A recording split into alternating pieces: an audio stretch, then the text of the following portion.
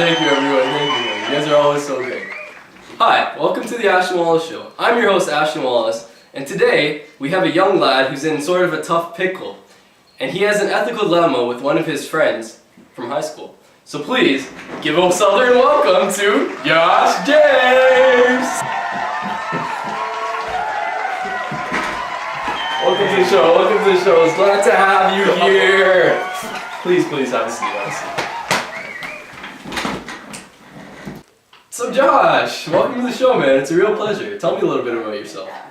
Alright, thanks for having me, Ashton. I go to high school, St. John Wallis too, and I'm in grade 12. No, grade 12. Oh, we got a big boy over here, guys. Yeah, and Yeah, you know, grade 12 is a pretty stressful year. I'm in a bit of a tough pickle, you know, with all these university applications and trying to get my grades up. You know, all these girls want this, you know, they want that. So Josh, let's not beat around the bush here. Today you called me earlier regarding some ethical issue. You sounded a little bit shaken up. Can you tell me more about that, please? So I have this friend, his name is Mikhail. I've known him for a long time, you know, I've known him for almost all my life. And now we're in high school, and he's moving on and he's trying new things. And he came up to me and he offered me drugs. So now I don't know what to do. Wow, that's quite a compelling situation you got there, Josh. You know, I feel like he's testing our friendship a bit, you know. He's asked me if I don't do the drugs, we can't be friends. But if I do, I don't know, it's kind of harming my own health. So you're telling me that your friend wants you to try the drug, and if you don't do it, you'll no longer be friends with him anymore? Is that what's happening right now? Reminds me of my high school days, man. Takes me way back. But I'm gonna need you to tell me the specifics of it, how it actually went down that night. Can you do that for me, buddy? Sure. So basically...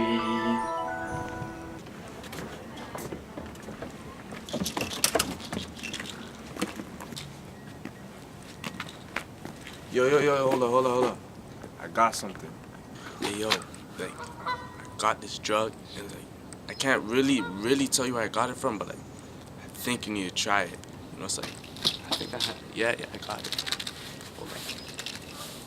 Yo, but like, I'm gonna give it to you, but like, you know, I don't want you to tell anybody where you got it from or anything. Just try it. Give it a kick. What is that? Where'd you get that? Isn't that bad for you? Hey, yo, it's like, you know, you told me it's called like cocaine. Cocaine, man? I don't think that's right for me. I heard about it. Cocaine's, you got it. You need it. You know, I'm gonna give it to you. Like, can you hold it? Take some. No, man, I'm good. No. Take it. Trust me. Yo, we've been friends. Would I do anything to hurt you? We're friends, yo. Don't worry. It's not that bad. I've taken it. Trust me. Just take it. I don't know, man. I don't know if I should do that kind of stuff. I'm out of here. Yo, trust me. Yo, don't worry about it. Trust. Just try it once. Man. I don't know. I don't like that kind of stuff. Don't worry. Try it once. Just try it one time. Just once. Don't worry. Just try it once. Yo, just try it. Do you want to stay my friend? Don't be a waste. You just try it. We'll take it right now if you want. Don't worry. It's not that bad. I've done it. You should try it too. Nah, man. I'm out of here. Yo, don't be. Yo, forget you then. So yeah, that's how it went down. Well, Josh, seems like you have quite the scenario on your hands. It's like you're stuck between a rock and a hard place. Cocaine, eh? Good times. Anyways, I managed to pull a couple strings here and there, and I got in contact with one of my buddies from high school. I went to high school with. Yeah, he's an expert in this sort of stuff, and we'll see if he can help you out. So everyone, please welcome my good friend Aristotle.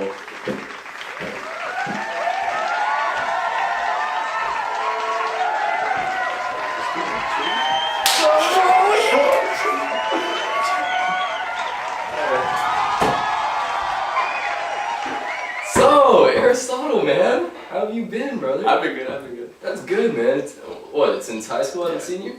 Yeah, high school, yeah. Oh my god. Yeah, it's good to be here, Yeah, it's been a Yeah, while. I'm good. Okay, yeah, so let's get right into it. Alright. So I want to know how your mentors Mhm. have influenced you in your thought process, like ethically. Well, growing up in Greece, my mentor Plato, Mm. has been a really large influence on me, The way he thinks and it was so different. And he would focus on abstraction of the world and the world of ideas, while I would focus more on the hands-on experiences. The natural world. Yeah, the natural world. Yeah. And contemplation, that's what he would work on. Mhm. That would affect me because it was different. It was a different way of perceiving the world. Yeah. Yeah. Okay. Well, our guest Jaash over here, he's you might know him. Yeah. Well, he's in as you know, he's in a tough pickle. And, Yeah. And this is all. It comes down to happiness in the end. What are your standpoint on happiness? So yeah, Ashton explained the situation before the show started, and what I'll attempt to do is, aid you in your ethical dilemma. First of all, let me begin to educate you guys on my views on ethics and happiness. I define happiness as an enduring state of someone who does well the tasks that are typical of human beings. So, what I think is happiness does not equal pleasure. Pleasure is simply momentary. If you think that doing the drugs with your friend Mikhail will succumb to momentary pleasure, then you will not achieve genuine happiness. You see, humans are rational, and a good person will have excellent reasoning. And I believe that one must use reason, not emotion, to guide their actions. It really all depends on what you believe. Do you think that this pleasure of doing the drug and keeping Mikhail by your side will benefit you in the long run? Or will it ruin you and leave you in despair? You gotta think about that. For me, I believe that ethics aim to discover what is good for us as human beings, what permits us to reach our full potential, or in other words, what we're intended to be. If you think that your buddy Mikhail is keeping you from reaching that full potential, I believe that you should think about that before making your decision. Okay, Aristotle. So what you're meaning to tell me is that a long-lasting sense of happiness is more and stronger than just a temporary amount of pleasure. Like for example, let's say you have a girl that you love. I think that would be more meaningful than just like a one-night stand or someone you just want to sleep with. I see how this situation relates with my situation with Mikhail. I should do something that makes me happy, not something that gives me momentary pleasure. I see where you're going with that. Thanks for the advice, man. Yeah, no problem, man. Thanks for coming on the show, man. Yeah. And it was a pleasure having you, man. There's not nothing else. Yeah. Get out. Oh.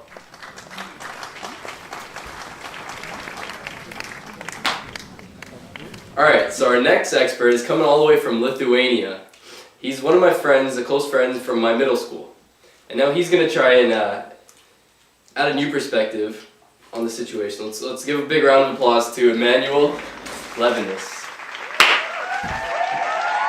Hey, there he is! Welcome to the show!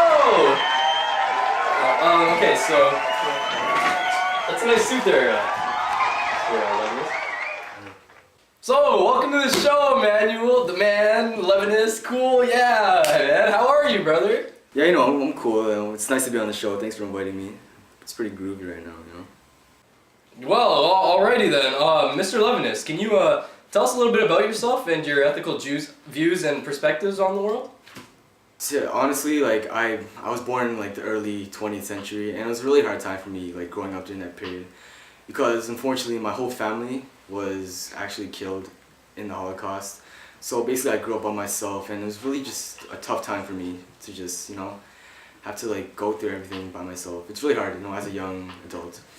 But eventually I furthered my studies at the University of Strasbourg in philosophy, and I used that knowledge that I gained from there, and I intertwined it with my Jewish roots from where I was raised. All right, Mr. Levinas, can you give me like a one or two examples of your studies there, please? So basically, my views is just the complete opposite of Western philosophies, because they're in search of being. I went in search of good, which is basically going beyond being. Because honestly, being seeks to name what things have in common when you have taken away all differences. For me, this concept of being is truly dangerous because it takes away from reality, which is the most fascinating quality, that each person or thing is incredibly unique. I want to maintain the uniqueness of each thought and act. Yeah, Mr. Levinas. Yeah, I find that very interesting. I mean, being unique. Yeah, it's a good trait. It's a good idea. And I know, being a TV show host, you gotta be different all the time. You can't have the same routine. You can't copy people. You gotta be different. You gotta be yourself. I like that. Yeah, I like to call that the good is infinite. So, Emmanuel, I hope you don't mind if I call you that. Can you help us out and give us your perspective on the big boy situation over here? Well, Josh, from where I see it, you definitely are in a tough pickle. What you did was the right thing to do. The fact that you declined his offer and chose to walk away proves how much of a good-willed and hearted person you are. Very good. Unfortunately, one fault I noticed was the fact that you failed to apply the responsibility in the face of the other. Being one of my most important points, I would have loved for you to take full head responsibility and prevent Mikhail from taking those illicit drugs. It was your responsibility to stop him from taking those drugs, because I believe we find the good in others, not in oneself. And when knowing these, we can truly achieve happiness and success. Nonetheless, Josh, your decision was a good one, and I applaud you. Yeah, you're right. I should have thought about Mikhail in that situation and not myself as an individual. I should have realized that there was more than one victim in this situation. Yeah, man. I mean, like, you should have really looked beyond yourself and like thought about how he felt. Yeah, that's exactly my point. The face of the other, at times, is more important than ourselves. Hey, thanks for the advice. I think I'm gonna go talk to him later. No problem, no problem. I hope everything goes well with you and Mikhail. Well, Mr. Levinas, thanks for coming here today. I'm glad we could have you here on the show at such short notice. Thank you. Thanks, and thanks for inviting me. It was actually a pleasure, like, helping out this big boy over here. Everybody, give it up for Mr. Levinas.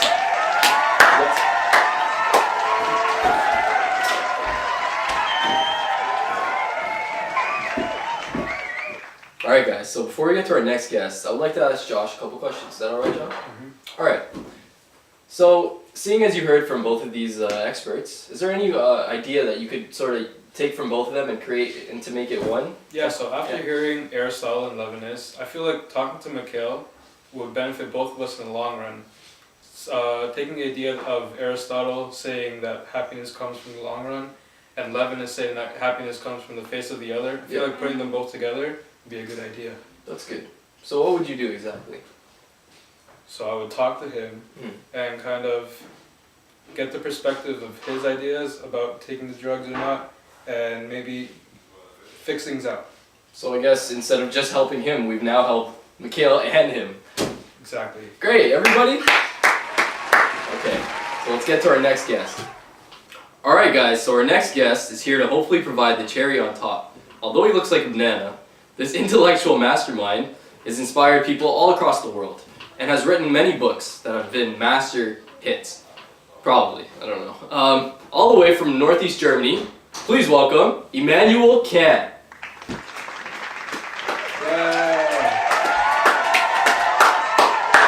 Kant! Thanks for coming, man. Thank you for having me. It's a pleasure to have you on the show. Thank you so much. I'm loving the outfit, by the way. Where'd you get it? Banana Republic? What? I don't get it.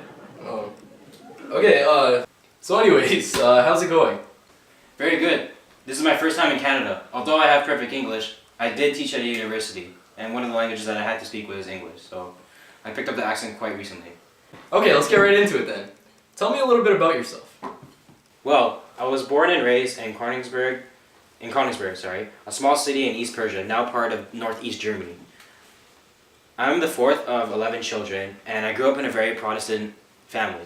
I believed in personal devotions, such as the Bible reading and the universal priesthood of all the faithful. At the age of 8, I was very classified as a work and study person.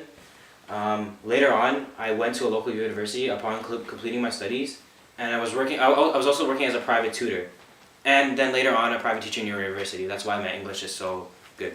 I was a very popular teacher, and like a lot of students loved my teachings. So then I went on and creating theoretical reasons and practical reasons based on Aristotle's teachings, which is my inspiration, or my influence, if you can say.